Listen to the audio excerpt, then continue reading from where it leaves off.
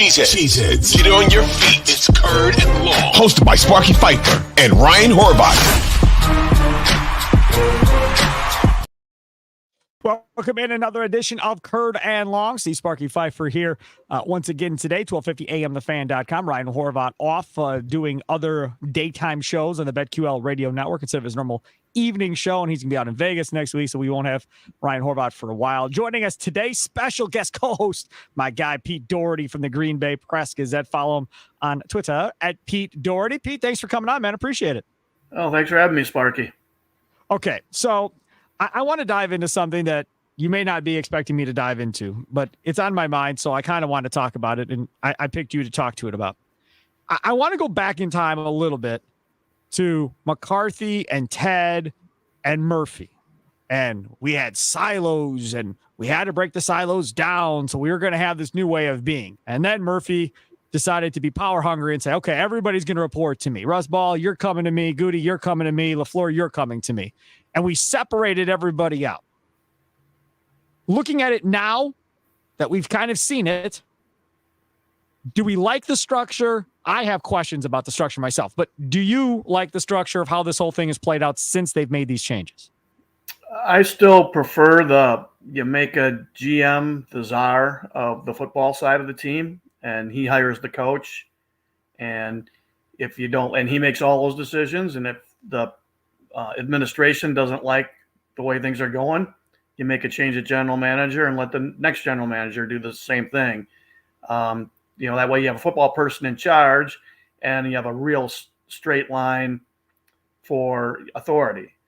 It's worked out fine, the way they've done it. There were, I wondered if the issues with Rodgers going back a couple of years ago, if that could create areas where you could have both the coach and the GM blaming the other one when they're talking to Murphy because things went wrong, or if the team had gone downhill.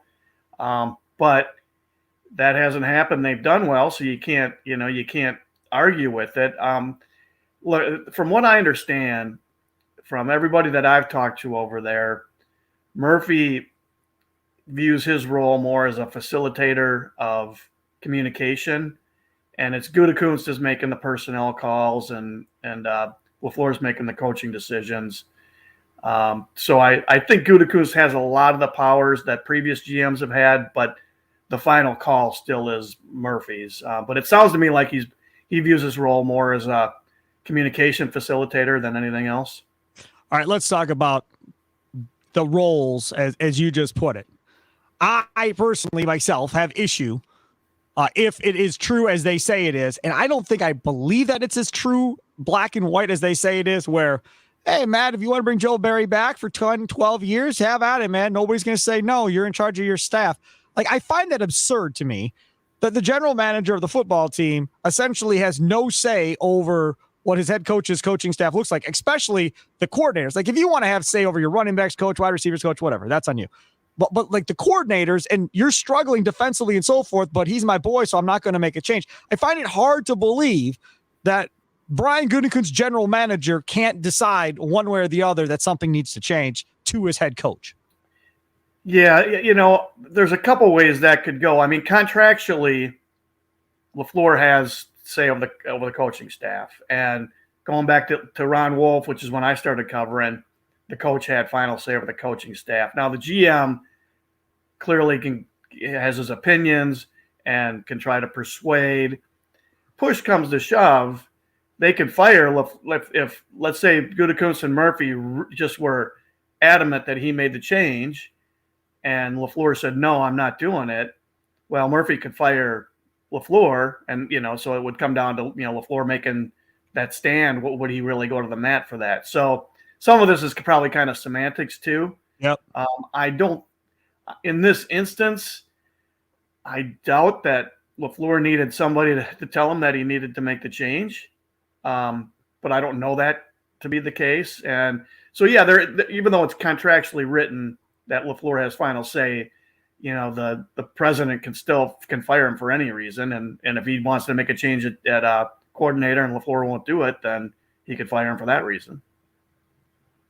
All right, now let's expand this, because when Ted Thompson was the general manager, he didn't care what Dom Capers thought of what he drafted defensively. Oh, you play a 3-4. Here's Nick Perry, who plays with his hand in there. Figure out how you want to use him. I mean, that's kind of how it was. And Gary, Leroy, myself always would talk about it. He would draft whoever, and then the defensive coordinator and coaching staff had to try and figure out how to make that guy work within the scheme. Pittsburgh, Baltimore, they draft guys that fit their scheme specifically. That's what they draft for. I listened to Brian Gutekunst yesterday, pretty much saying, I'm going to draft who I want to draft, and they can figure it out. I hate that. Like, I hate it with a passion. I thought we were done with these stubborn days of, oh, I'm going to draft the best football player. My coach can figure it out. Like, I don't want to call him an idiot, but it's damn close. If you're bringing a defensive coordinator in and he wants to run a certain scheme, then you should be drafting to help him get the success that he needs to get out of that scheme. Not saying, I'm going to give you a bunch of different guys, put the puzzle together yourself. It's not on me. Like, I hate that philosophy with a passion, Pete Dougherty. So this is where it would really be great to sit in on draft meetings and to be in the draft room to know exactly how these things go down. Because there's, of course there's communication between the coaching staff and the scouting staff on what qualities they're looking for at any given position. But it's the scouting staff and it's the GM who makes the final call on these draft picks. So we don't know how much, when you get down to it, how much the coaching staff's desires go into the personnel decisions. Because on the one hand, you don't want your coaching staff picking your draft picks because after your scouting staff spent all year scouting these guys and they know them inside out and have the coaches come in, and study them for a month and say, I like this guy best. On the other hand, the staff should have some say in the traits they're looking for. And when you talk at different times, I've heard different things about how those things work. The general sense I get is that the coaching staff has some influence, but not a lot on who they pick. But I think it just depends who you talk to. I would love to sit in on some of those meetings and see who they pick and see what what the coaching staff had said about them to know these things for sure. But yes, the thing that what you're pointing to is an area that could be a real problem because you do need to pick guys who fit the defense you're going to play, or you got to have a coordinator who just wants good players and he'll make use of them, regardless of their traits, he'll adjust to them. But I don't know how many coaches are really good at doing that. Exactly right. That's exactly my point. There aren't a bunch of dudes that are going to sit there and be able to switch schemes and change things up based on what they have for personnel. A lot of these dudes know one way. They know it works. It's been their scheme forever. You plug and play the guys that they want, and away they go. Now you have a defensive coordinator who is a college head coach coming from Boston College. To me, this lends more to the aspect of, dude, let him have a say, man. He's been in college football for the last 3-4 years. He's seen tape. He's played against some of these guys. He has an idea of who he likes, who he doesn't like. I'm not saying the man's got to be involved in making the draft pick on day 3.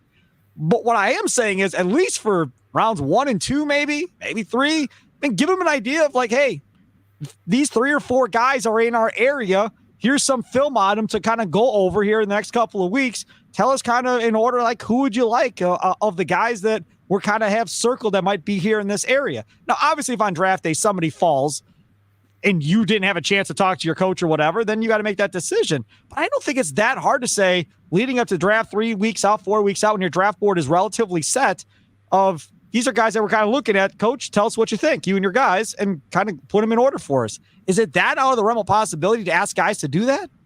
No, and I would hope at a bare minimum that's what they're doing. I mean, it doesn't mean they have to do what he, like if they rank the players differently, they could, if they still really want, they can pick the guy they want. But I would hope that they would get his input on that. I would hope, back when they drafted, Matthews and BJ Raji, that, they consulted Capers to some degree on that. And like I said, that's where it would be great to sit in the meetings and to find out just how much, because they all pay lip service to it. If you ask Gutekunst, he'll say, yeah, of course we listen to them. If you talk to the coaches, in their press conferences, they say Oh yeah. They ask for our opinions. We give our opinions. We scout these guys.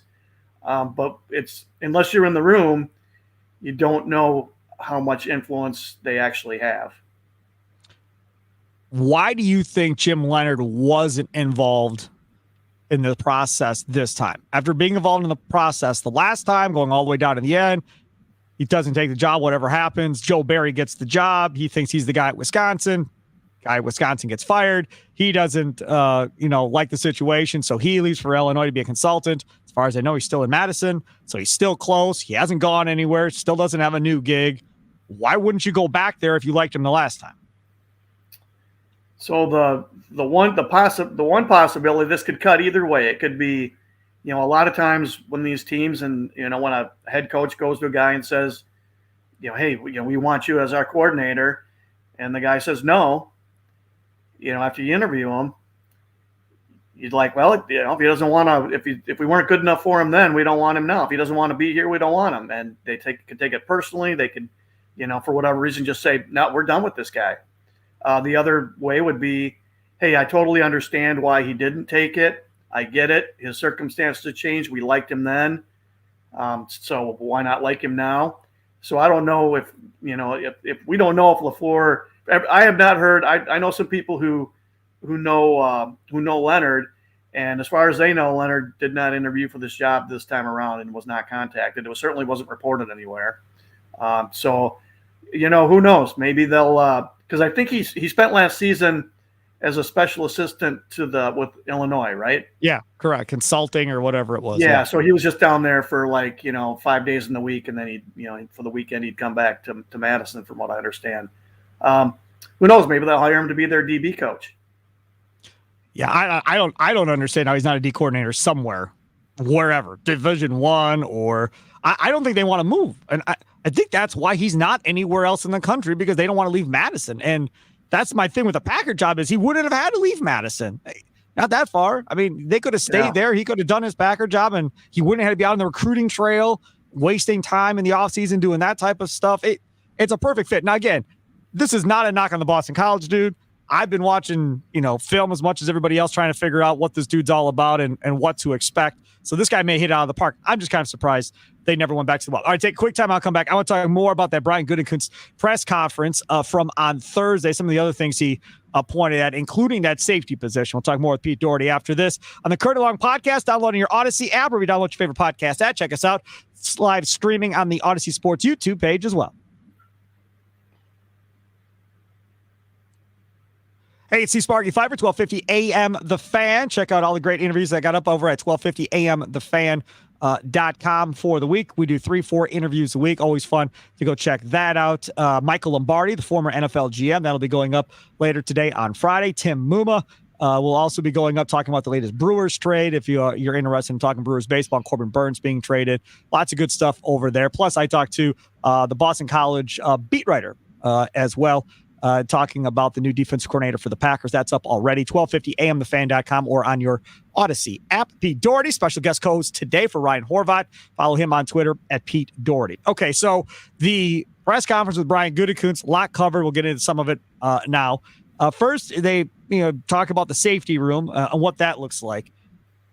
He talked about pretty much needing to redo the safety room, whether it be through free agency, whether it be through draft, and so forth. Your initial thoughts on Darnell Savage and whether or not it makes sense, or you can think of a way of him being back on this team again next year? Unless it was on the super cheap, if I'm the Packers, I'm just moving on. I might sign, Jonathan Owens, maybe try to sign him again for real cheap, as to be the third guy. And I'm going out and signing a free agent. And I'm using a draft pick probably in the first 2 rounds, no later than the first 3, I would hope, to draft the other starter and start over there. They do have Johnson, the 7th round pick from last year, for depth too. He did okay, especially for a 7th round pick. But I'm looking for at least an Adrian Amos type in free agency, if not better, and drafting really high and rolling with 2 new guys there. Yeah, and I don't know what your feeling on this is. And my feeling in the past has always been I'm not a big fan of drafting safeties early in the first round, right? I mean, yes, there are the exceptions, the Ed Reeds of the world, so forth, fine. But for the most part, Clinton Dix, did that really work? I mean, I don't know if that really worked per se as far as first round value goes type deal. Savage, did that really work? You might be able to make the argument that Clinton Dix was better than Savage even at this point. Just don't know if I like going that route. I think I'm more of the old school route because I'm old about converting a corner to a safety position or drafting a safety later and trying to make it work. What are your feelings on using that first round pick, let's say, on a safety position? Yeah, I'm generally, I can't disagree with you at all. Like you said, there are exceptions. There might be a guy who you have rated really high who still might be on the board who'd be worth it. But this is one where I think that's a position where you have to be really careful about not letting need creep into your evaluation, even subconsciously. Because and Gutekunst's history is, mostly premium position guys, right? Jordan Love, quarterback, Alexander, a corner, outside pass rushers with Gary and Van Ness. So I'm guessing he'll take a premium position again this year and wait till the second or third round to draft that safe. They have the 2 second-round picks, which helps, and 2 third-round picks. So, yeah, I agree with you. I would generally, if possible, stick with the premium positions. But, I'd never make the blanket statement, no way.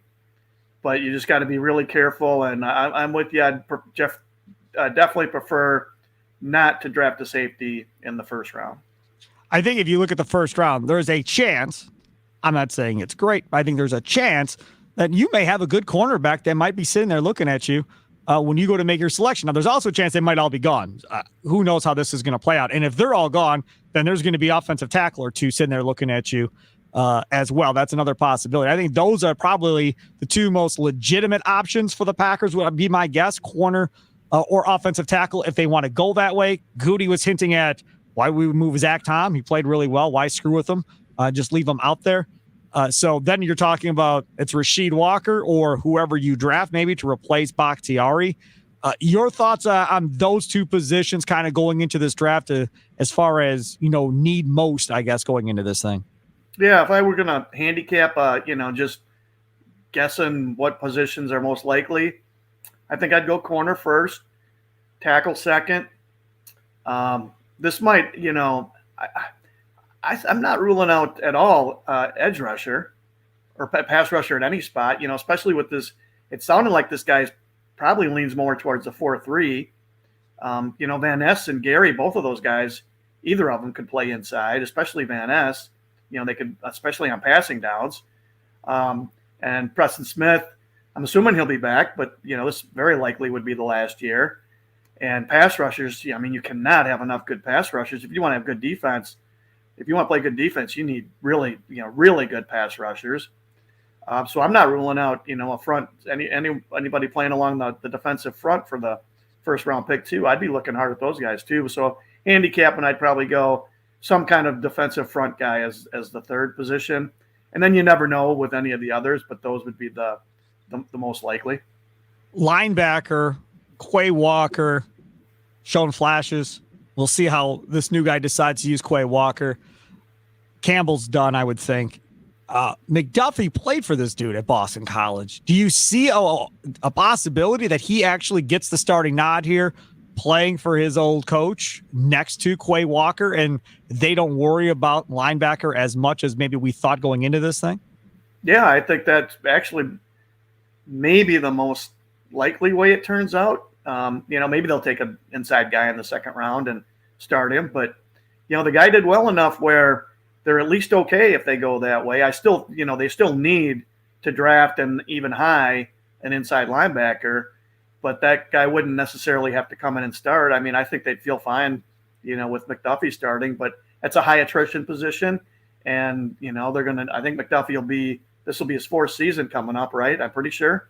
Yeah. So, they'll need to probably or possibly replace him, a year down the road too. So, but yeah, I could definitely see McDuffie being a starter. I don't know that they were any worse, and maybe they were a little better with him in there than with Campbell, because Campbell was, he his body's broken down. He was playing hurt, and he's not the same guy he was a couple of years ago.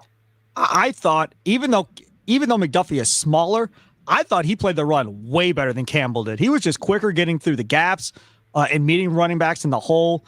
And again, it's nothing to take away from Devondre Campbell. Like you said, he's been playing hurt or whatever the case may be. But I just thought they were better against the run when McDuffie was in there versus when Devondre Campbell was in there.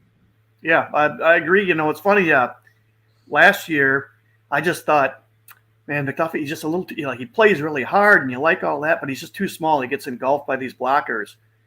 But as the season went on this year, the more you watched him, the more he was like, man, he's really aggressive. He plays with some anticipation. By the end of the season, I was like, this guy's good enough. Yeah, I think so too. I think he might end up being that guy. The other thing, talking about Gutekunst, was very surprised by this. And maybe it's not used against him. I'd use it if I was an agent. But he has been, and LaFleur both, have been open about their love affair with Aaron Jones at running back. Open and honest. To the point like, dude, you're a GM. You have to negotiate this deal or Russ Ball, whatever. But you keep saying all this. He's our heartbeat, our heart and soul, or all this stuff you've been saying about him. When asked about if he's coming back, if I'm his agent, I was like, okay, sounds good. I'm going to use all of these here. I'm going to put these all in front of you. You said all of this. I think we need, to get paid A, B, and C here to have your guy Aaron Jones back. I agree that they have to have him back next year, so I'm there. But I just wonder how much it's going to end up costing them based on how they're saying. Because, again, had he not said that, you could just argue, dude's not healthy. Like, he can't stay healthy. Sorry, we're not going to be able to give him what you want. But then when you come out and say, look, we're so much better when he is there, does it work against them a lot or does it not matter? A little probably. They're trying to walk that line between, he is such a good player and they want to make him, say it publicly so he knows it because obviously it's partly directed towards him and his teammates. He's such a respected guy in the locker room. The one thing is, when it comes down to the actual negotiating, Russ Ball, this is still, this is a 29-year-old guy, going to be 30 sometime during next season. He's missed a lot of games. He missed a lot of games this year. He even felt his hamstring go on that last run, that long run against San Francisco. So he is, there's a degree of the injury waiting to happen. We all know how fast running backs age. By 27, they're old. And this guy's 29, 30 around the corner. So Russ Ball will still be able to say in their negotiations, because I think he's called on he's going to make $12 million this year, $11 million base salary plus some bonuses. Look, we'll pay you 8.5, 9, whatever. I don't know what the number is. And if I said, well, you said this and this and this about him, they still could come around and say, if you don't take it, he's on the open market. Nobody else is going to pay you. They're not going to pay a 20, even as good as he is. They're not paying a 29-year-old running back that kind of money. It's probably more here than you'll get anywhere, and that'll probably be enough to get the deal done. And that's the one thing, because if they don't have Aaron Jones, if the agent goes, to hell with this, I'm out of here. You don't like us? We're going to go somewhere else. Good luck with your offense without my guy. That's why I think they're in a situation. They have to take one or two running backs maybe in this draft and see if you can find another guy, because I don't know if A.J. Dillon is back. I can't imagine he is, right? So if A.J. Dillon is gone, you have Wilson, you have Jones, Patrick Taylor. I'm done with him. We can move on from him. So they got to go get a running back or two. And I personally don't want a bruising running back. I'm done with the A.J. Dillon type.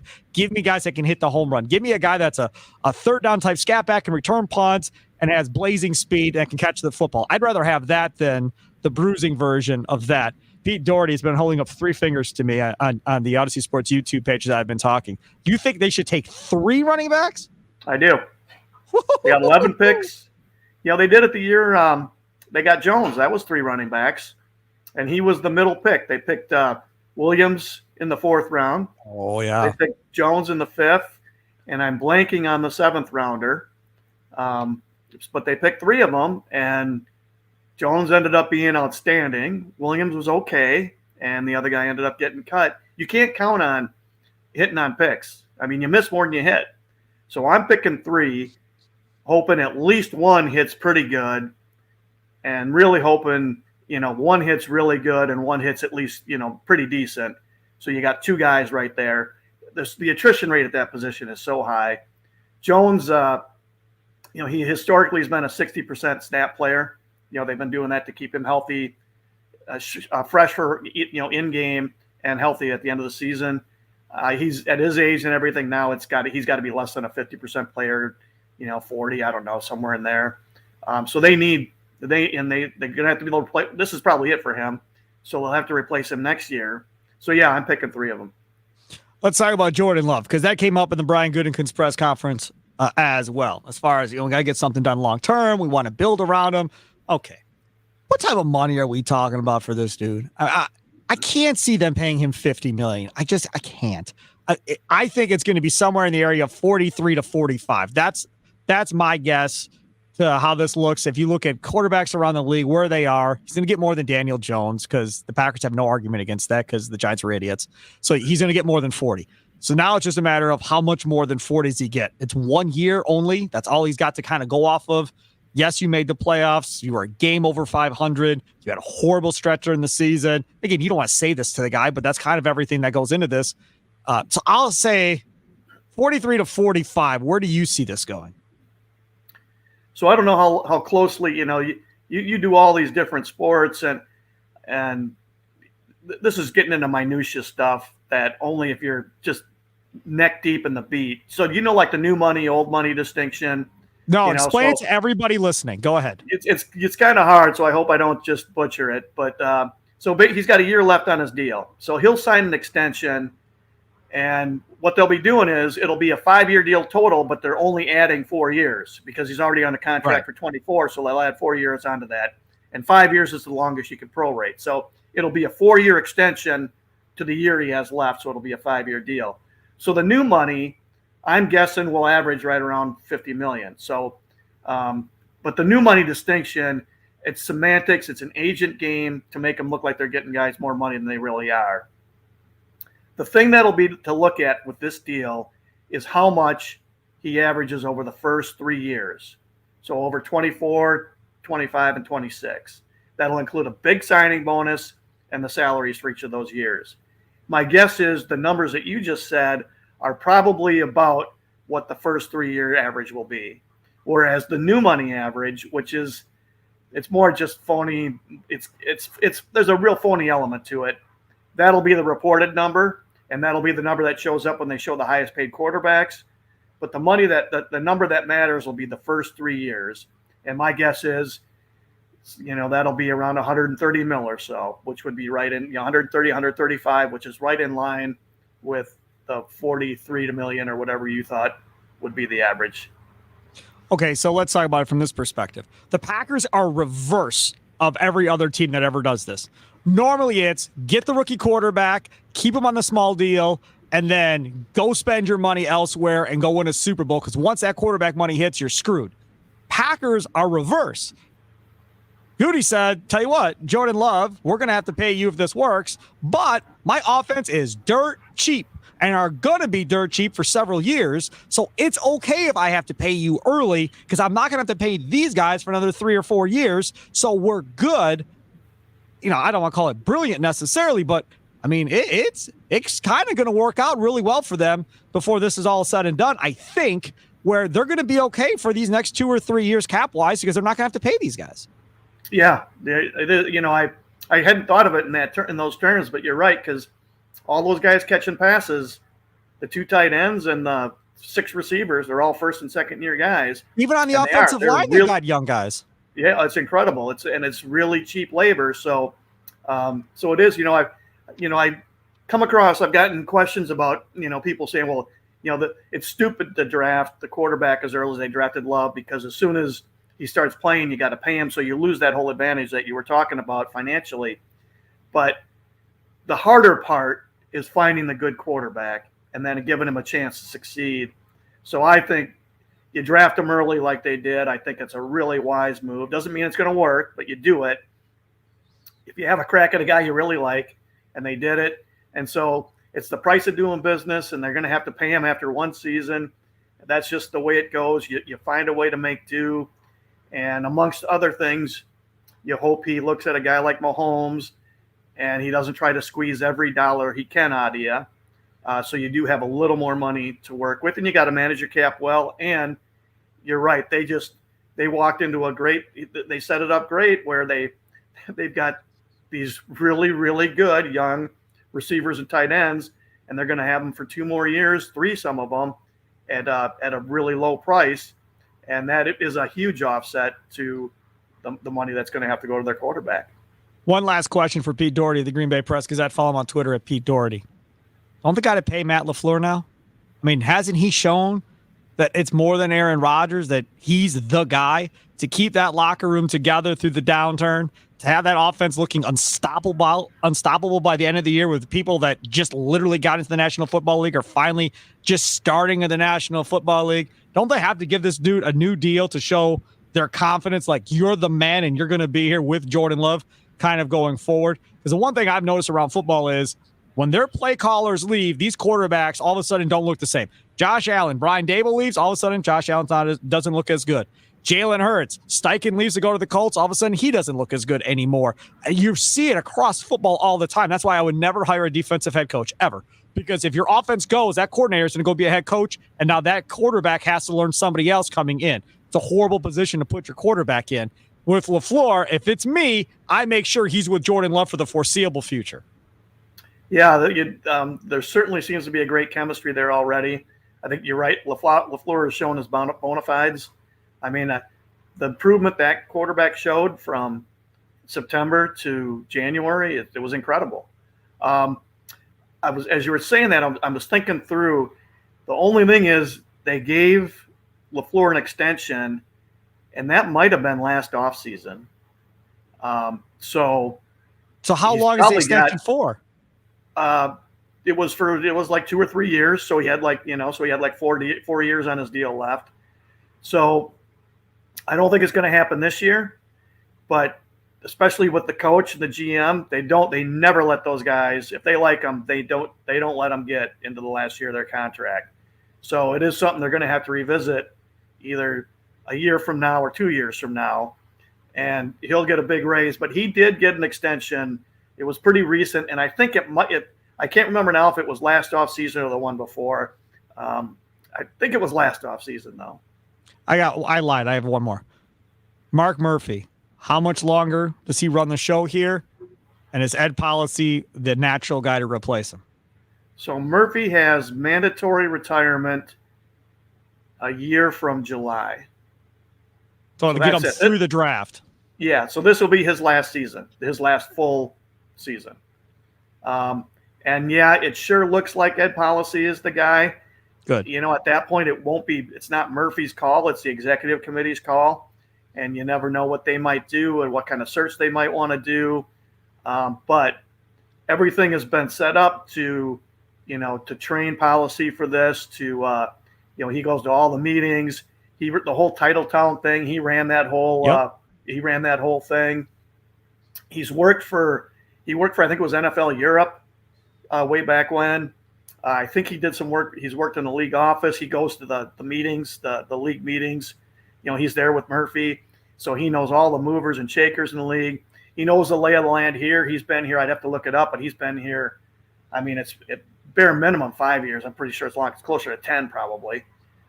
So yeah, everything it appears to be set up for him. He's by far the leading candidate, but you don't know until they actually, make the announcement and go through the hiring process and all that.